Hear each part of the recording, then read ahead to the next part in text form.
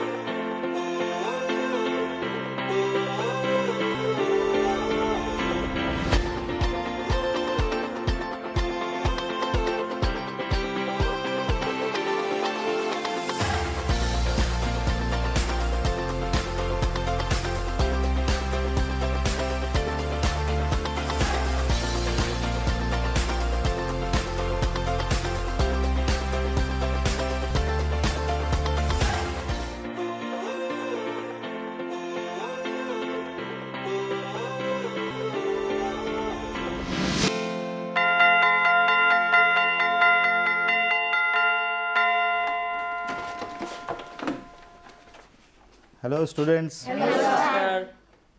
বসো। তোমরা সবাই ভালো আছো নিশ্চয়ই? জয়, প্রিয়াঙ্কা, সবাই ভালো আছো তো? আজকে আমি তোমাদের রাষ্ট্রবিজ্ঞান বিষয়ের এমন একটা ইস্যু নিয়ে আমি তোমাদের সাথে কথা বলবো বা আমরা আলোচনা করব, যেটা খুব মজার, এবং আমার বিশ্বাস তোমরা এই বিষয়টা পড়ে তোমাদের খুব ভালো লাগবে। কেন ভালো লাগবে? যে বিষয়টা নিয়ে আমরা আলোচনা করব সেই বিষয়টা কিন্তু আমাদের নিজেদের জীবনের সাথে জড়িত। আমাদের বাড়ি ঘর থেকে শুরু করে আমাদের রাজনৈতিক জীবন, সমাজনৈতিক, অর্থনৈতিক যেভাবে আমরা আছি, এই যে ইস্যুটা নিয়ে আমরা আলোচনা করব তার থেকে আমরা কেউ দূরে নয়, এর সাথে আমরা সবাই ওতপ্রোতভাবে জড়িয়ে আছি।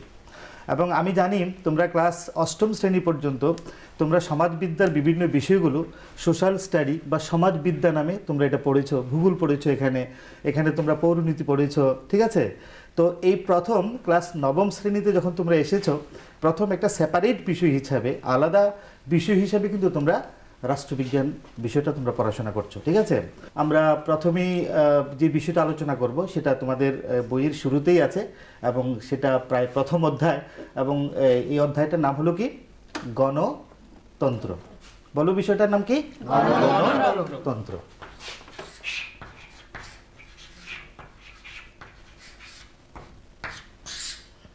এই বিষয়টা মানে আমরা ছোটকাল থেকে যারা বড় হয়েছে, তোমরা এখন স্কুলে পড়াশোনা করছো, এমনকি কেউ আছো এখানে যে গণতন্ত্র শব্দটা শুনোনি? তোমরা শুনেছো না সবাই? এটা সবাই শুনেছো? তোমরা নিজেদেরকে ইনভলভ করবে। আমরা চাইবো ক্লাসটাকে আমরা প্রাণবন্ত করার জন্য আমি শুধু একা কথা বলবো না, তোমরাও বলবে, এবং আমাদের এই ক্লাসটাও কিন্তু একটা গণতান্ত্রিক ক্লাস। কিভাবে সেটা আমি তোমাদের বুঝাবো, কিন্তু গণতান্ত্রিক কিভাবে হবে? আমি যদি একা বলে যাই তাহলে এটা গণতন্ত্র হবে না, আর তোমরা সহ যদি বলো তাহলে সেটা হবে সত্যিকারের গণতন্ত্র, এবং এটাও হবে একটা গণতান্ত্রিক ক্লাস। যেহেতু আজকে আমরা যে বিষয়টা নিয়ে আলোচনা করব সেই বিষয়টার নাম হচ্ছে গণতন্ত্র।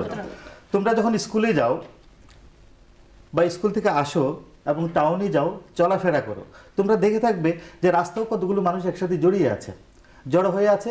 তারা কোনো বিষয় সম্পর্কে বলছে, কোনো ডিমান্ড করছে, তারা একটা অ্যাসেম্বলি বা তারা সভা করছে। কেউ যদি জিজ্ঞেস করে কি করছেন, বলে আমরা সরকারের কাছে একটা দাবি করছি। কেন দাবি করছেন? বলে এটা আমাদের গণতান্ত্রিক অধিকার। কোনো একজন গরিব মানুষ একটা এসডিএম অফিসে যাচ্ছে, তখন এসডিএম অফিসে যখন অফিসারের কাছে যাবেন, তাকে বলা হচ্ছে তুমি যাবে না। তখন সে বলবে কেন? আমার কি গণতান্ত্রিক অধিকার নেই? আমি গরিব মানুষ বলি কি আমি গণতন্ত্র নেই আমার? আমি কি যেতে পারবো না? সেও বোঝে গণতন্ত্রটা কি। আমরা যদিও প্রাতিষ্ঠানিকভাবে শব্দগতভাবে এটা কি আমরা আলোচনা করব, যে বিষয়টা আমি তোমাদের সাথে একের পর এক আলোচনা করব, সেটা হলো গণতন্ত্র কি, কোত্থেকে শব্দটা এসছে, তার মানে কি, তার সংজ্ঞা কি, এবং তার বৈশিষ্ট্যগুলো কি, এবং তার কত প্রকারের গণতন্ত্র আমাদের আছে, সেই বিষয়টা নিয়ে আমরা আলোচনা করব। তো প্রথমে তোমাদেরকে আমি যেটা বলতে চাইব সেটা হলো যে গণতন্ত্র ব্যাপারটা আসলে কি। এটা বলার আগে চলো আমি তোমাদেরকে একটা ছবি দেখাবো। দেখতে পাচ্ছ ছবিটা? এই ছবিটা পৃথিবীর একজন মহান মানুষের, নাম শুনে থাকবে অনেকে। ওনার নাম হচ্ছে আব্রাহাম লিঙ্কন। বলো তো কি নাম? তোমরা নাম শুনেছ? ঠিক আছে। এই কে উনি? উনি বর্তমান পৃথিবীর সবচেয়ে বড় গণতান্ত্রিক দেশ, মানুষের লোকসংখ্যার দিক থেকে নয়, আয়তনের দিক থেকে পৃথিবীর সবচেয়ে বড় গণতান্ত্রিক দেশ আমেরিকার এক সময়ের উনি রাষ্ট্রপতি ছিলেন। কেন বিখ্যাত জানো? আমেরিকান সমাজের একটা কলঙ্ক ছিল, যে সময় আমেরিকাতে দাস প্রথা ছিল, মানুষের একদম দাস করে রাখতো, স্লেভ করে রাখতো।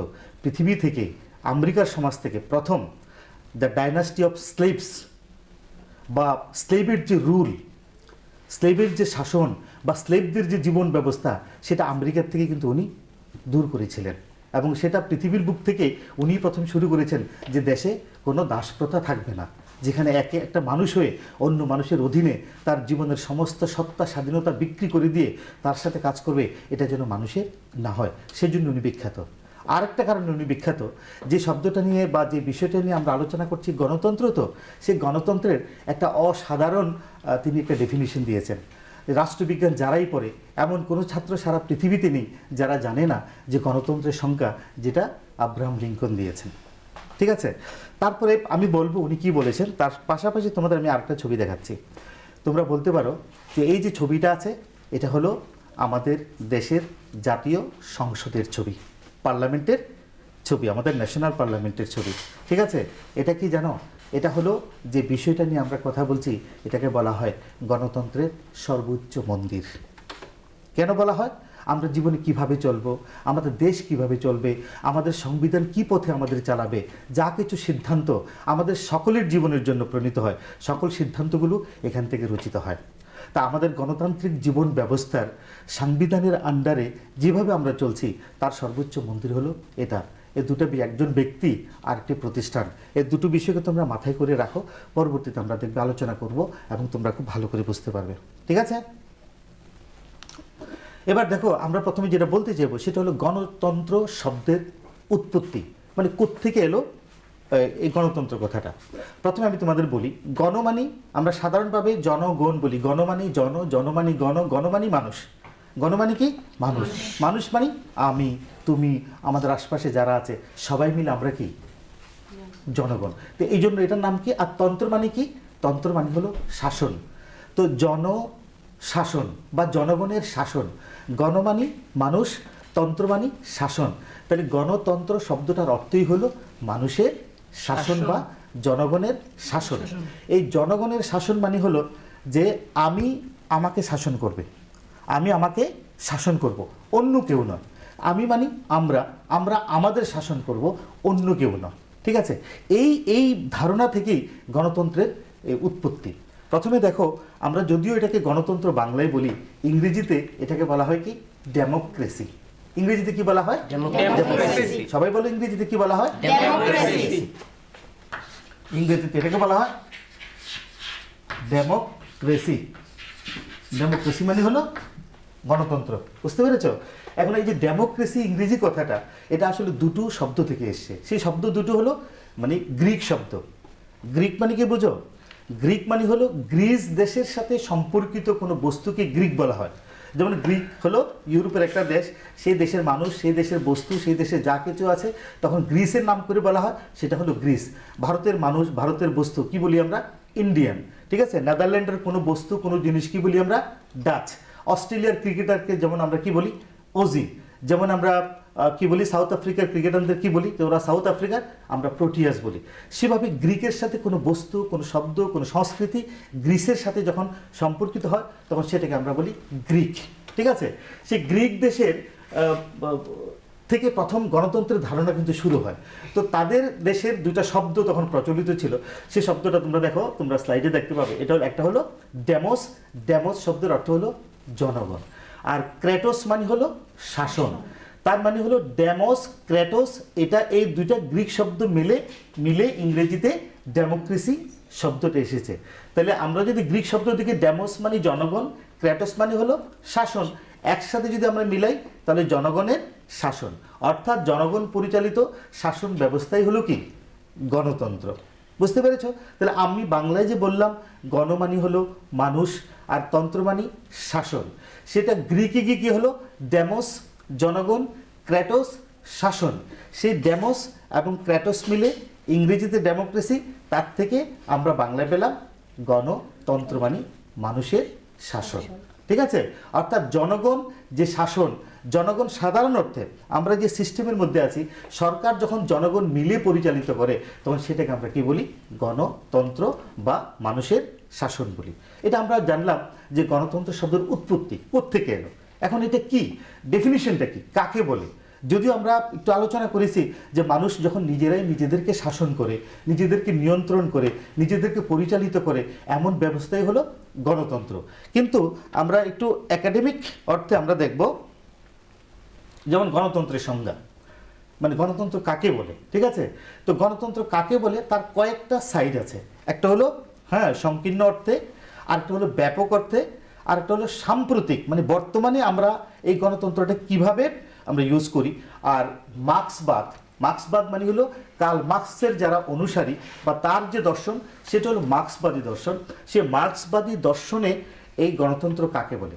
তো প্রথমে আমরা বলি সংকীর্ণ অর্থে মানে হলো ন্যারো অর্থে, খুব ব্যাপক না, স্বাভাবিকভাবে আমরা যে বস্তুটাকে বুঝি সেটাকে সংকীর্ণ অর্থ বলে। তো সেই সংকীর্ণ অর্থে বলা হচ্ছে শাসন কাজে সকলের অংশগ্রহণ। অর্থাৎ দেশ যখন পরিচালিত হয়, আমরা যখন আমাদের শাসন করি, মানুষ যখন সেটাতে অংশগ্রহণ করে, সেটাই হলো কি গণতন্ত্র। এটা সংকীর্ণ অর্থে কেন?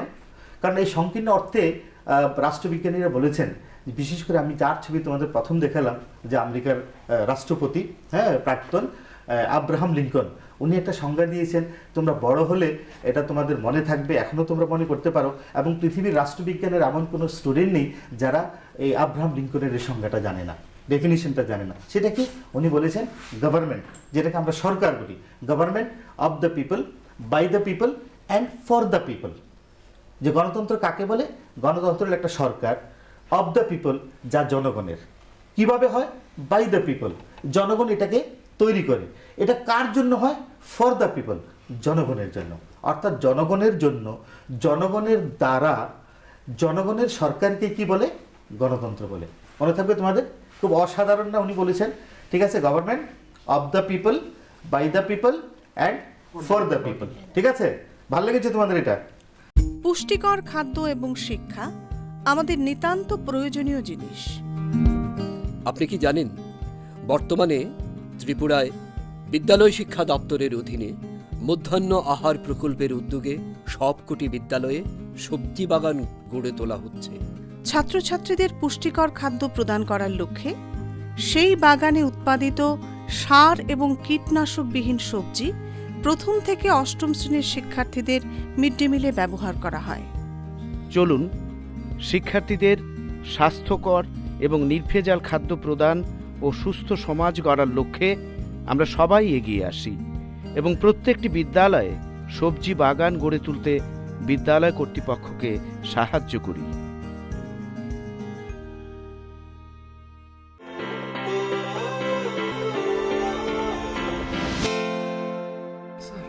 মাথা দিয়ে বলছো কেন? মুখ দিয়ে বলো। ঠিক আছে, রেসপন্স করো। আমি আগেই বলেছি এখানে আমি বলবো না। আমি যদি একা বলি এটা হবে কি শরীয়তান্ত্রিক ক্লাস, যে স্যার একাই বলে গেল। আর গণতান্ত্রিক ক্লাস মানে কি আমি বলবো, এখানে তোমারও বলার স্বাধীনতা আছে। তো মানুষের শাসন তখন আসবে না যখন আমার কথা বলার স্বাধীনতা আছে, তোমার শুনবার স্বাধীনতা আছে, তোমারও কথা বলার স্বাধীনতা আছে, এবং আমি তোমার মতকে সম্মান জানিয়ে আমি তোমার কথাটা শুনবো। স্বরূপানন্দ কি বলতে চাও বলো, প্রিয়াঙ্কা কি বলতে চাও বলো, তুমি বলবে। এই যে involvement of each other in a particular system, in a particular management, কোনো একটা কাজ ব্যবস্থাপনায় সকলের অংশগ্রহণ, সেটাই হলো কি গণতন্ত্র। তাহলে সংকীর্ণ অর্থে এটা আমি কেন বললাম? ডেফিনিশনটা তো আব্রাহাম লিঙ্কনের সুন্দর। সংকীর্ণ অর্থে এই জন্য যে শাসন কাজে সকলের অংশগ্রহণ করতে আসলে উনি কি বুঝিয়েছেন, এই সকল কারা, ছোট্ট যে দুধের শিশুটা আসে সেও কি করবে, যিনি একদম বৃদ্ধ অশীতিপীড়িত রুগী তিনিও কি থাকবেন, যিনি হাসপাতালে শয্যাশায়ী উনিও কি শাসন কাজে অংশগ্রহণ করবেন, উনি নির্দিষ্ট করে কিছু বলেননি, উনি সমগ্র জনগণকে ইনভলভ করে ফেলেছেন। বলেছেন government of the people, by the people and for the people. সেই জন্য এটা সংকীর্ণ অর্থে। সংকীর্ণ আমরা কেন বললাম, কারণ গোটা বিষয়টা আমাদের কিন্তু বুঝে আসেনি, সেই জন্য এটাকে আমরা সংকীর্ণ বলেছি। তো কেউ বলছেন না তাহলে গণতন্ত্রের একটা ব্যাপক অর্থ থাকবে, যে আমরা আরও বেশি করে বুঝবো কি এটা। ঠিক আছে, শুধু আব্রাহাম লিঙ্কনের এই সংজ্ঞা দিয়ে আমাদের মন ভরে না, আমরা আর একটু ব্যাপক চাই। তো রাষ্ট্রবিজ্ঞানীরা বেরিয়ে এসেছেন, অনেক রাষ্ট্রবিজ্ঞানীরা, তখন তারা ব্যাপক অর্থে গণতন্ত্রকে তারা বিশ্লেষণ করেছেন। অনেক রাষ্ট্রবিজ্ঞানী আছে, তোমরা যখন বড় হবে প্রত্যেক রাষ্ট্রবিজ্ঞানী আলাদা আলাদা করে কি বলেছেন গণতন্ত্র সম্পর্কে সেটাও তুমি পড়বে। আজকে আমরা যেটা শুরু করব, যে ব্যাপক অর্থে গণতন্ত্র মানে হলো সমষ্টির সম্মতি। সমষ্টি সম্মতি মানে হলো, মনে করো আমরা ক্লাসে বসে সিদ্ধান্ত নিলাম যে চলো আজকে আমরা একটা পিকনিক করব, ঠিক আছে, চলো আজকে আমরা স্কুলে সাফাই অভিযান করব। প্রস্তাবক আমি, তোমরা সবাই বললে হ্যাঁ স্যার আমরা করব। তোমরা কারা? ক্লাসের নবম শ্রেণীর সকল বিদ্যার্থী বন্ধুরা সবাই সম্মতি দিলে হ্যাঁ চলুন স্যার আমরা কাজটা করি। তো একজন প্রস্তাব করে বাকি সবাই সমর্থন করে, তাহলে সবার ইনভলভমেন্ট হলো এখানে। এই যে সিদ্ধান্তটা আমরা নিলাম সাফাই অভিযানের, সিদ্ধান্তটা নিলাম কোথাও পিকনিকে যাব, ঠিক আছে, আমরা এক্সকারশনে যাব, শিক্ষামূলক ভ্রমণে যাব, তাহলে সকলে মিলে সিদ্ধান্ত গ্রহণ করা হলো গণতান্ত্রিক সিদ্ধান্ত। তাহলে সমষ্টির সম্মতি। আরেকটা বলা হয়েছে যে অনুমোদন, শুধু সম্মতি দিলেই হবে না, কখনো কখনো অনুমোদন, সম্মতি আর অনুমোদনের মধ্যে পার্থক্য হলো, সম্মতি মানে হলো জাস্ট আমি উইদাউট এক্সপ্রেশন আমি বলতে পারি হ্যাঁ, আর অনুমোদন মানে হলো একটা স্ট্রাকচারে গিয়ে নিজে ইনভলভ হয়ে সেটাকে গ্রহণ করা, এটা হলো অনুমোদন। তাহলে আমাদের সমষ্টি সম্মতি, অনুমোদন, স্বার্থের গুরুত্ব। স্বার্থের গুরুত্ব মানে হলো আমরা যখন একটা সিদ্ধান্ত নিলাম চলো এই কাজটা করি, তখন আমরা আলটিমেটলি দেখবো whether it is meant for the maximum interest of the maximum people, for the maximum good for the maximum people। যত বেশি মানুষের স্বার্থকে এখানে সম্পৃক্ত করা যায় আমাদের গণতান্ত্রিক সিদ্ধান্ত বা গণতন্ত্রের সেই সিদ্ধান্তটা ততই বেশি প্রাচুর্যময় হয়, সুন্দর হয়। বুঝতে পেরেছ? তাহলে স্বার্থের গুরুত্ব মানে হলো আমি একটা সিদ্ধান্ত নিলাম, এমন কিছু করলাম যেটা আমার স্বার্থ তো পূরণ করে, কিন্তু আমার পাশে যারা, আমার ফেলোবিং যারা, তাদের স্বার্থকে পূরণ করে না, তাহলে সেটা কিন্তু গণতন্ত্র হয় না। তাহলে কি বেশিরভাগ মানুষের স্বার্থ সংশ্লিষ্ট এবং তার স্বার্থকে পূরণ করে এমন ব্যবস্থা হলো কি গণতন্ত্র। দেখো ব্যাপকতা কিন্তু বেড়ে যাচ্ছে। তারপরে বলছে কি সর্বক্ষেত্রে সাম্য। সর্বক্ষেত্রে সাম্য মানে হলো যে মনে করো তুমি ভোট দিচ্ছ, আমি ভোট দিচ্ছি, তুমি স্টুডেন্ট, তুমি কলেজে আছো, তোমার 18 বছর পূর্ণ হয়েছে, তুমি এখন ভোট দেবার অধিকার পেয়েছো, তুমি দিচ্ছ, ছাত্র বলে তোমার এটা মূল্য কম, শিক্ষক বলে আমার মূল্য বেশি, এটা কিন্তু নয়। একজন শ্রমিক সে ভোট দিচ্ছে মাত্র 300 টাকা সারাদিন ইনকাম করে, তার ভোট এবং শিল্পপতির ভোট দুটো আলাদা, এটা নয়। তার ভোটের যা মূল্য তার ভোটেরও তাই মূল্য, শিল্পপতির এবং শ্রমিকের। রাষ্ট্রপতি সাধারণ মানুষ, আমি এবং তুমি, আমরা সকলের মাঝে কি এই পদ্ধতিটার মধ্যে একটা সাম্য লুকিয়ে আছে, যে উই আর অল ইভেন। গণতান্ত্রিক জীবন ব্যবস্থায় যে আইনটা হয়, যে রুলটা হয়, যার মধ্যে দিয়ে আমাদের জীবন ব্যবস্থা চলে, সেখানে আমাদের কী হয় জানো, ওইখানেও সাম্য কথাটার মানে হচ্ছে যে everyone irrespective of their caste, colour, creed and identity, they are totally equal in the eye of law. যে আইনের চোখে প্রত্যেকের তার পরিচিতি ভিন্ন, কেউ মুসলিম, কেউ হিন্দু, কেউ বৌদ্ধ, কেউ খ্রিস্টান, কেউ পাহাড়ি, কেউ বাঙালি, কেউ উড়িয়া, কেউ কন্নড়, কেউ তামিল, কেউ Kashmiri, everyone in the world, ধনী গরিব উঁচু নিচ বিভিন্ন কাস্টের সকলেই যে আইনটা সর্বসম্মতি এবং সবার স্বার্থে আগে বলা আছে হবে, সেখানে দেখবে একটা সাম্যের ব্যবস্থাটা আমরা দেখতে পাবো। তাহলে কি সাম্যটাকে সর্বক্ষেত্রে সাম্য মানে সমান, সাম্য মানে কি সমান। হ্যাঁ, আমার শক্তি কম, একজনের শক্তি বেশি, কিন্তু রাষ্ট্র ব্যবস্থায় আইনের চোখে সবাই কি সমান। আরেকটা হলো যে জনকল্যাণ। জনকল্যাণ মানে হলো গণতন্ত্র ওই ব্যবস্থা যেখানে সকলে মিলে অংশগ্রহণ করবে বা সমষ্টির অনুমোদন অংশগ্রহণ করবে, কিন্তু সেই অংশগ্রহণটা প্রথমটার সাথে দেখো মিল আছে, স্বার্থের গুরুত্ব। তাহলে বেশিরভাগ মানুষের স্বার্থ যদি হয় তাহলে সেটা কি হবে, জনকল্যাণে, আমাদের মানে welfare of every individual living in the society. সেই সময়তে প্রত্যেকটা মানুষের সার্বিক কল্যাণে কি, এটা সে উদ্দেশ্যে এই গণতান্ত্রিক ব্যবস্থাটা নিবেদিত হবে। এটা আমরা ব্যাপক অর্থে, ঠিক আছে। আর একটা হলো সাম্প্রতিক মতবাদ। সাম্প্রতিক মানে হলো যে এখন এই যে বর্তমান বিশেষ করে ধরো 2050 সালের আমাদের বর্তমান এই যে 2000 সালের পরে বা আগে 90-এর দশক থেকে শুরু করে বা 80-এর দশক থেকে শুরু করে এখনো পর্যন্ত আমরা গণতন্ত্র বলতে কি বুঝি? যেমন মনে করো যে তুমি যে মানুষটা মনে করো নবম শ্রেণীতে পড়ে না, স্কুলে পড়ে না, তখন তার কাছে গণতন্ত্রটা কি? একটা রিক্সাওয়ালা, একটা সাধারণ মানুষ, একটা শ্রমিক, সে গণতন্ত্র বলতে কি বুঝে জানো? সে গণতন্ত্র বুঝে ও পঞ্চায়েত নির্বাচন, এটাই তো গণতন্ত্র। ও পঞ্চায়েত সমিতির নির্বাচন, ও আচ্ছা আমাদের বিধানসভার ও লোকসভার নির্বাচন, ও মিছিল হবে, বিভিন্ন দল আসবে, বিভিন্ন লোকেরা প্রতীক নিয়ে তারা দাঁড়াবে, মানুষের কাছে ভোট চাইবে, জনমত নিজের পক্ষে টানবার চেষ্টা করবে। ও এটা বলতে সে কি বুঝে? বা নির্বাচন ব্যবস্থাটাকে কি বোঝে? সে গণতন্ত্র বোঝে। তো সাম্প্রতিক জীবনের নিরিখে আমরা দেখি প্রতিনিধি নির্বাচনটা বর্তমানের সাথে কেন বলা হয় জানো? কারণ আমরা যখন বলছি যে আমি আমাকে শাসন করব বা মানুষের স্বার্থে মানুষের শাসনটাই কি গণতন্ত্র। এখন সব মানুষকে এখানে অংশগ্রহণ করবে? সবাই কি সম্ভব? মনে করো তুমি আমি সবাই মিলে কি আমরা পারবো এটা ব্যবস্থা চালাতে? না। তখন আমরা কি করব? লক্ষ লক্ষ মানুষের মাঝে আমরা চাইবো ওই লোকগুলো সিদ্ধান্ত নিক যাদেরকে আমরা নির্বাচিত করব। একটা গ্রামে ধরো 1000 মানুষ, সবাই মিলে তো আর সিদ্ধান্তটা নেয় না, সম্মতি থাকে, তাদের সম্মতিটা ভোটে রূপান্তরিত হয়ে একটি ব্যক্তি নির্বাচিত হয়। সে ব্যক্তি তখন আর ব্যক্তি থাকে না, he has become the representative of many people. সে অনেক মানুষের কি হয়? তখন প্রতিনিধি হয়। এবং সে যখন সিদ্ধান্ত নেয় তখন সেই সিদ্ধান্তটা তার নিজের হয় না, তার যত মানুষ আছে পেছনে তাদেরকে সে রিপ্রেজেন্ট করে বা প্রতিনিধিত্ব করে তাদের স্বার্থটাকে নিয়ে সে চিন্তা করে। এটা হলো সাম্প্রতিক মতবাদ, ঠিক আছে? আরেকটা হলো স্বার্থান্বেষী গোষ্ঠীসমূহের সমঝোতার প্রক্রিয়া। এটা মানে হলো কি জানো? আমাদের সমাজের বিভিন্ন রকমের মানুষ আছে, ঠিক আছে? বিভিন্ন স্তর, বিভিন্ন ভাগে, বিভিন্ন স্ট্র্যাটিফিকেশনে আমাদের লোকগুলো আছে। তো সকল গোষ্ঠীর সকল মানুষের স্বার্থটা কিন্তু কি সমান থাকে না। সকল দলের, ইভেন রাজনৈতিক দল যারা চাপ সৃষ্টিকারী বিভিন্ন যে সংস্থা আছে, বিভিন্ন যে অ্যাসোসিয়েশন আছে, বিভিন্ন সিভিল সোসাইটি আছে, সকলের স্বার্থ সমান থাকে না। তো বলবো যে আমি আমার স্বার্থটা চাই, তুমি বলবে তোমার স্বার্থটা চাই, ঠিক আছে? গণতান্ত্রিক জীবন ব্যবস্থায় তোমার স্বার্থের মূল্য আছে, আমার স্বার্থের মূল্য আছে। যখন স্বার্থগুলো যখন একসাথে জড়িত হয় এবং পরস্পর একটা কম্প্রোমাইজ করে, ঠিক আছে ভাই এই 5টা জিনিসের মধ্যে ঠিক আছে তুই আড়াইটা নি, আমি আড়াইটা নি, তাহলে আমি কি করলাম? সমঝোতা করলাম, ঠিক আছে? এই সমঝোতার প্রক্রিয়া হলো কি গণতন্ত্র। নির্বাচনের মাধ্যমে, নির্বাচনের আগে পরে সব ক্ষেত্রেই বিভিন্ন স্বার্থপর যে গোষ্ঠীগুলো আছে নিজেদের পক্ষে নিজেদের স্বার্থ চায়, তারা যখন একটা সমঝোতা করে যে প্রক্রিয়াটা, সেটা হলো গণতন্ত্র। এটা হলো একটা আধুনিক সংজ্ঞা কিন্তু, ঠিক আছে? তারপরে দেখবে মার্ক্সবাদী মতবাদ, যারা কমিউনিস্ট মতবাদ বা মার্ক্সবাদী বা মার্ক্সীয় দর্শনে যারা বিশ্বাস করে, তারা কিন্তু বর্তমান গণতান্ত্রিক ব্যবস্থার একটু সমালোচনা করেছেন। সমালোচনা কেন? বলছে এটা যদিও গণতন্ত্র সকলের অংশগ্রহণ, কিন্তু এখানে আসলে মুষ্টিমেয় কিছু মানুষ যারা মাসেল পাওয়ারে, টাকা পয়সার পাওয়ার আছে, যাদের বলার ক্ষমতা আছে, তারা কি করে মানুষের সমস্ত মতামতগুলোকে কৌশলী নিজেদের পক্ষে নিয়ে আসলে নিজেদের স্বার্থের চিন্তা করে, মানুষের চিন্তা করে না। সুতরাং একটা বিশেষ শ্রেণীর স্বার্থকে চরিতার্থ করার জন্য অনেক সময় গণতান্ত্রিক ব্যবস্থাটা তারা ইউজ করে। সেই জন্য মার্ক্সবাদী যারা আছে তারা কিন্তু এই বর্তমান সিস্টেমের গণতন্ত্রের পুরো বিষয়টাতে তারা একমত প্রকাশ করেন না, ঠিক আছে? কারণ তারা মনে করে যে গণতান্ত্রিক ব্যবস্থা হলো শ্রেণী স্বার্থে পরিণত হয়। তখন তারা কি গণতন্ত্র চান? মার্ক্সবাদীরা ওই গণতন্ত্র চান যেখানে শ্রমিক শ্রেণীর এক নায়কতন্ত্র প্রতিষ্ঠিত হবে, ঠিক আছে? এবার গণতন্ত্রের সংজ্ঞা আমরা দেখলাম। তো সংজ্ঞা যখন আমরা দেখেছি তখন তার কিছু বৈশিষ্ট্য কিন্তু প্রকাশ পাবে। সেই বৈশিষ্ট্যটা কি আমরা আগেই বলেছি, তোমরা খুব ভালো করে বুঝতে পারবে। দেখো ব্যবস্থাটা কি? জনগণের শাসন, প্রতিনিধি নির্বাচন থাকবে, নাহলে গণতন্ত্র থাকবে না।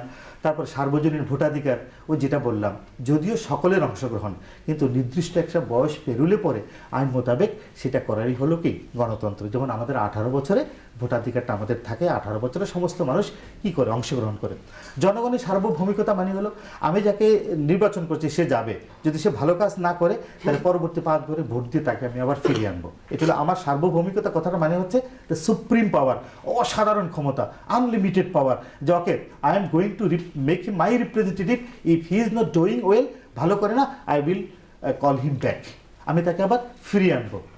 আবার একইভাবে যারা নির্বাচিত হয়ে যায় তারা যখন ভাবে আরে এরা আমাদেরকে নির্বাচিত করেছে, সুতরাং আমার কাজ কি, আমি ওদের জন্য ভালো কাজ করব। তো সাধারণভাবে দায়িত্বশীল সরকার গণতান্ত্রিক ব্যবস্থায় থাকে। অপরিহার্য দলীয় ব্যবস্থা, যেহেতু ক্ষমতা থাকবে, একদল না একদল রাষ্ট্রকে পরিচালনা করবে, দেশকে পরিচালনা করবে, ঠিক আছে, সেখানে তাহলে দলীয় ব্যবস্থা থাকবে। দলীয় ব্যবস্থা না হলে গণতান্ত্রিক পদ্ধতিটা সুন্দরভাবে ফুটে ওঠে না। সুতরাং গণতান্ত্রিক জীবন ব্যবস্থায় কি থাকবে, দল ব্যবস্থা থাকবে। নির্বাচনের মাধ্যমে ক্ষমতার লড়াই, এটা আমরা অলরেডি বলেছি, সময় আসবে, পিরিয়ডিক্যাল নির্বাচন হবে, পঞ্চায়েত হোক, অ্যাসেম্বলি হোক, পার্লামেন্ট হোক, সময়ে সময়ে সেটা হবে এবং মানুষের প্রতিনিধি পাঠাবে তাদের স্বার্থে কাজ করার জন্য, ঠিক আছে। রাজনৈতিক সহনশীলতা, রাজনৈতিক সহনশীলতা একটা মজার ব্যাপার। মজার ব্যাপার কেন জানো? যখন আমি বলছি আমাদের মতের বিভিন্ন স্বার্থের যে সংশ্লিষ্ট ব্যাপারটা আছে, তাহলে আমি যখন আমার স্বার্থের কথা চিন্তা করব, আমার মতের কথা চিন্তা করব, আমি ভাববো যে না, এই জয়ের যে মতটা আছে সেটাও আমি সম্মান করব, আমারটা থাকুক, প্রিয়াঙ্কা যে মতটা দেবে সেটাও আমি কী করবো, তাকে গ্রহণ করব। তাহলে কি হয়ে ওঠে, এই গণতান্ত্রিক জীবন ব্যবস্থায়, সত্যিকারের গণতান্ত্রিক জীবন চায় পরস্পর একটা সহনশীলতা, একে অপরকে অ্যাকোমোডেট করার একটা ব্যবস্থা থাকে। আর সাম্যের নীতি অনুসৃত ব্যাপারটা কি, সেটা কিন্তু আমি তোমাদেরকে আগেই বলেছি। কেমন? এখন দেখো, গণতন্ত্রের কিন্তু বেশ কয়েকটা প্রকার আছে। একটা হলো প্রত্যক্ষ গণতন্ত্র। আমি তোমাদেরকে এই স্লাইডগুলো এইভাবে আছে, তবুও তোমাদের আমি সংক্ষেপে বলছি। প্রত্যক্ষ গণতন্ত্র হলো যেখানে মানুষ সরাসরি অংশগ্রহণ করে, এবং এটা কখন সম্ভব জানো? যেখানে যেই জায়গায় লোকসংখ্যা খুব কম। একসময় গ্রিসে প্রত্যক্ষ গণতন্ত্র ছিল, বর্তমান পৃথিবীতে প্রত্যক্ষ গণতন্ত্র নেই। একমাত্র আছে কোথায়? সুইজারল্যান্ডে আছে এবং আমেরিকার কিছু ক্যান্টনে আছে, ঠিক আছে। তাহলে এখন আছে কি জানো? পরেরটা আমি যাই, এটা হলো পরোক্ষ গণতন্ত্র। পরোক্ষ গণতন্ত্র মানে হলো, যেমন আমি সরাসরি সিদ্ধান্ত নিই না, আমি আমার প্রতিনিধি নির্বাচনের মাধ্যমে কি করি, আমি আমার সিদ্ধান্ত, আমি আমার সরকার গঠন করি। তাহলে এটা হলো পরোক্ষ গণতন্ত্র। তাহলে কি হয়? জনমতের মর্যাদা এখানে পায়। নির্দিষ্ট সময়ের জন্য আমরা সরকারকে রাখি, আবার যদি ভালো কাজ না করে ফিরিয়ে নিই, ঠিক আছে। ক্ষমতার ব্যবহার করে নাগরিকরা তাকে ফিরিয়ে নিতে পারে। এবং তবে এটার একটা খারাপ দিক হলো, যেহেতু বেশি আমরা নির্বাচিত করি, তখন একটা সিদ্ধান্ত নিতে একটু পার্লামেন্টে যাও, আইন পাশ করো, হ্যাঁ, এটা একটু দীর্ঘসূত্রিতা। এটা হলো একটা গণতন্ত্রের একটু খারাপ দিক। সব জিনিসের মধ্যে তো ভালো খারাপ থাকে, গণতন্ত্রের কিছু খারাপ দিক আছে। এটা খারাপ দিক হলো, এটা সিদ্ধান্তটা একটু সময় নেয়। ব্যয়বহুল ব্যবস্থা, যেমন ইলেকশনে লক্ষ লক্ষ কোটি কোটি টাকা খরচ হয়, এটা খারাপ দিক আর কি। যেহেতু আমরা পড়ছি, এটা ভালো এবং মন্দ দুটোই আমাদের জানা প্রয়োজন, ঠিক আছে। আছে ক্ষমতার অপব্যবহার, ঠিক আছে। তা আমরা সাধারণভাবে দুটি কথা বললাম, প্রত্যক্ষ গণতন্ত্র এবং পরোক্ষ গণতন্ত্র, ঠিক আছে। এই দুটিরই ভালো দিক এবং খারাপ দিক বললাম। তো বন্ধুরা আমার, আজকের এই ক্লাসের মধ্যে আমরা যেটা আলোচনা করেছি, গণতন্ত্র কোত্থেকে এলো, তার মানে কি, হ্যাঁ, তার প্রকারগুলো কী কী, তার বৈশিষ্ট্যগুলো কী কী, এবং আমরা সর্বশেষ যেটা জানতে পেরেছি যে মানুষ যখন নিজেদেরকে নিজেরা শাসন করে, সেটাই হলো গণতন্ত্র বা মানুষের শাসন। আশা করি তোমরা গণতন্ত্র সম্পর্কে একটা সম্যক ধারণা পেয়েছো, ঠিক আছে। Thank you very much.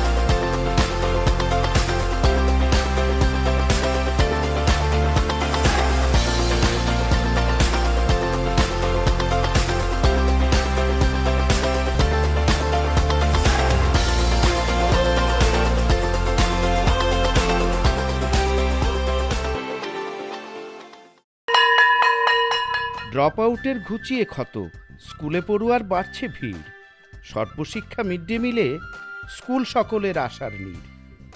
রাজ্যের 6 থেকে 14 বছরের সব শিশুদের বিদ্যালয়ের আঙিনায় এনে তাদের বুনিয়াদী শিক্ষা সুনিশ্চিত করতে সর্বশিক্ষা অভিযান বদ্ধপরিকর।